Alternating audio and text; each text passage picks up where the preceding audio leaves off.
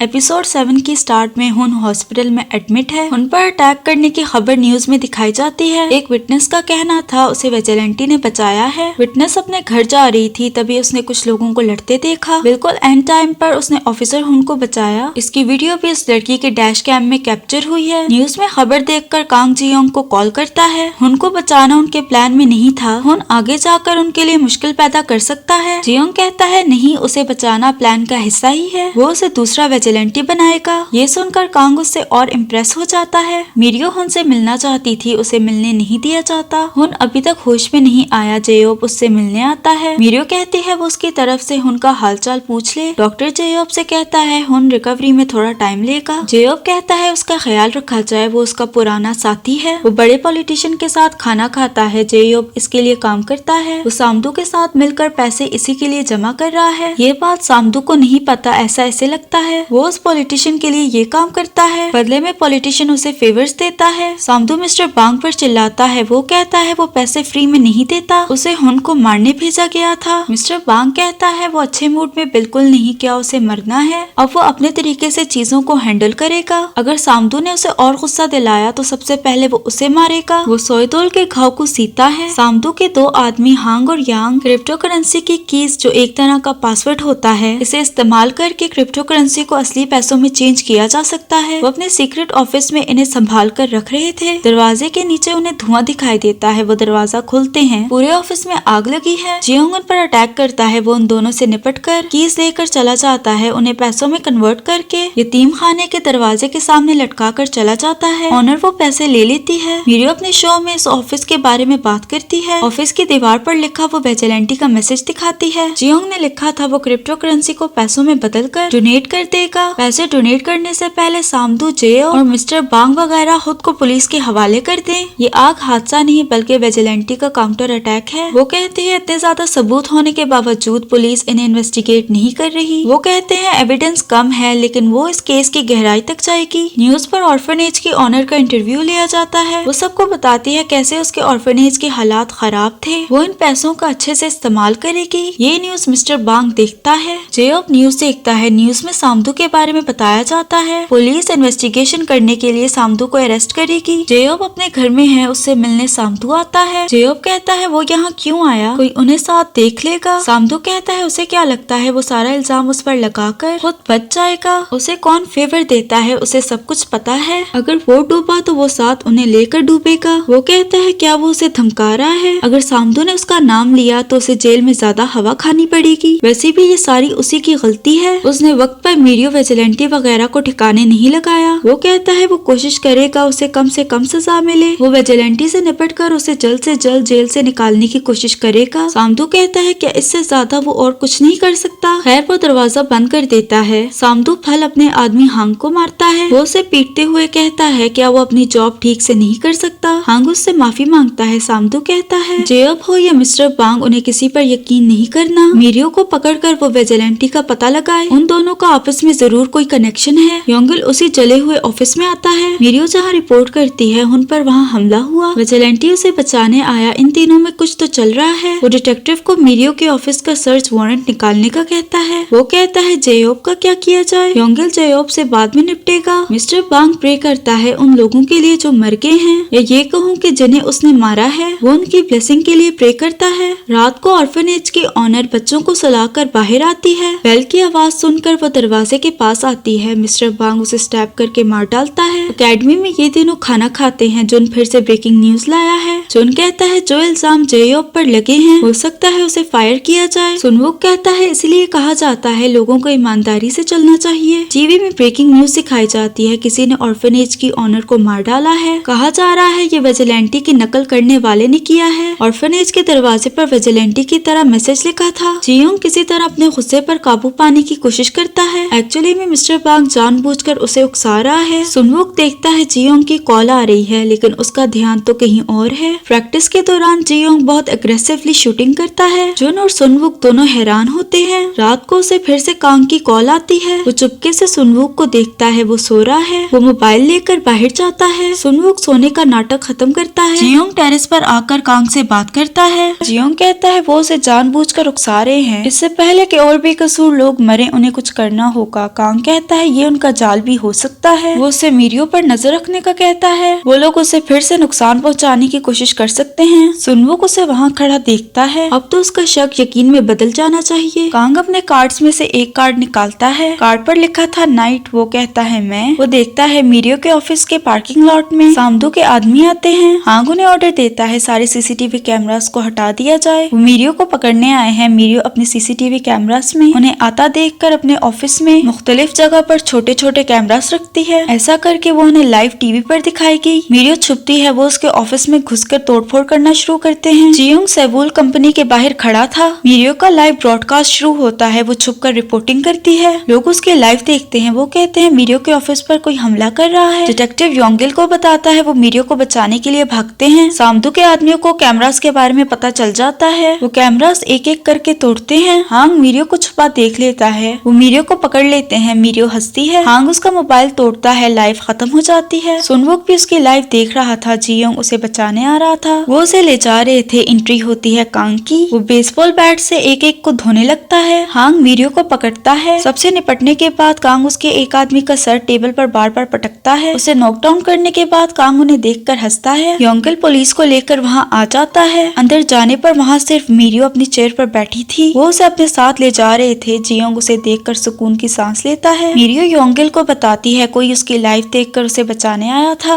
योंगिल को शक था उसे विजिलेंटी ने बचाया है। वो कहता है हो सकता है उसने और विजिलेंटी ने मिलकर ये सब कुछ प्लान किया हो। वो कहती है क्या उसे वाकई में लगता है वो विजिलेंटी है। उस आदमी ने उन्हें बैट से पीटा है। विजिलेंटी किसी को भी मारने के लिए हथियार का इस्तेमाल नहीं करता। वो बताता है वो जल्दी विजिलेंटी को पकड़ लेगा। एक बार उसने पकड़ लिया तो वो उसका चेहरा उसे जरूर दिखाएगा। मीरियो घर वापस आती है। वो कांग की बातों के बारे में सोचती है। कांग उससे कहता है आजकल उसका दोस्त मुश्किल में है। अगर वो फिर से मुसीबत में पड़ने वाली हुई तो वहाँ रुके ना, भाग जाए। उन्हें और भी बहुत से काम करने हैं। मीरियो ये सोचकर हंसती है। थोड़ी देर बाद फ्लाइट की लाइट चली जाती है। क्लास के दौरान योंगिल आता है। वो जियोंग को बुलाता है। उसे प्रोफेसर ई के ऑफिस लाया जाता है। योंगिल कहता है जब मीरियो पर हमला हुआ उस वक्त वो कहाँ था, शुरू से लेकर एंड तक वो उसे बताए। जियोंग कहता है ये उसकी पर्सनल लाइफ है, किस वजह से उस पर शक किया जा रहा है। वो कहता है जियोंग हुन से मिला था। उसका कद काट भी विजिलेंटी जैसा है। एक क्रिप्टो करेंसी वाला फोन इसी अकेडमी में ऑन हुआ था। वो उठकर उसकी गर्दन पे हाथ रखता है। उन्होंने पहले ये सब चीजें देख ली हैं। तो अब वो सच बोले। प्रोफेसर ई उन्हें रोकते हैं। जब तक जियोंग की गलती साबित नहीं होती वो उसे इस तरह से ट्रीट नहीं कर सकते। वो उसे स्टूडेंट की तरह ट्रीट करे। वो उसके कान में होकर कहता है ये उसका आखिरी मौका है, क्या वो बोलेगा नहीं। जियोंग कहता है उसने कुछ भी गलत नहीं किया। डिटेक्टिव कहता है क्या उसे वाकई में लगता है यही विजिलेंटी है। योंगिल बताता है क्रिप्टो करेंसी को असली पैसों में बदलने के लिए जो फोन इस्तेमाल किया गया है वो इसी बिल्डिंग की लोकेशन बता रहा है। किसी ने उस फोन को गलती से ऑन करने के बाद ऑफ किया। एक बार फोरेंसिक की रिपोर्ट आ जाए तो उन्हें पता चल जाएगा विजिलेंटी कौन है। हो सकता है हुन अकेडमी में इसी के पीछे आया हो। वो तीनों बाहर आते हैं। जुन कहता है क्या जियोंग ठीक होगा। सुनवुक कहता है क्या वो उसे जानता नहीं, वो सब कुछ ठीक कर लेगा। प्रोफेसर इन तीनों को जाता हुआ देखते हैं। योंगिल हुन से मिलने आता है। वो अभी भी बेहोश है। वो उसे देखकर दुखी होता है। वो कहता है वो अपनी ड्यूटी अच्छे से करेगा। उसके जाने के बाद हुन अपनी आंखें खोलता है। वो अपनी ताकत चेक करता है।